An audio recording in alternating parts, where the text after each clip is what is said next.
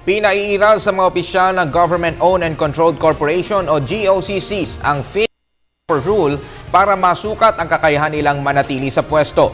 Ayon kay PCO Secretary Sandy Coloma, ang panuntunan na ito ang ginagamit ng Governance Commission for GOCC. Taon-taon sa pagsusuri kung karapat-dapat bang manatili sa pwesto ng GOCC official. Kung may nakuhaan niyang mga bonus na lagpas sa itinakdang 3 milyong piso kada taon at kasama ito sa audit findings, tungkulin ng sinumang opisyal na ipaliwanag ito. Kailangang sagutin yan ng naturang opisyal. At ang tungkulin naman ng GCG ay tiyakin na ang mga opisyal ay ginagampanan ng kanilang tungkulin at sumusunod sa lahat ng mga batas at alituntunin. Ang pinaiiral nila ay yung fit and proper rule.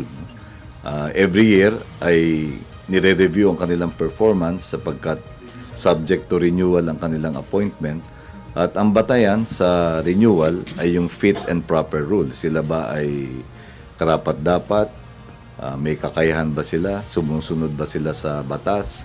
Sumusunod ba sila sa alituntunin ng civil service? No? Yung mga lahat ng applicable laws. No?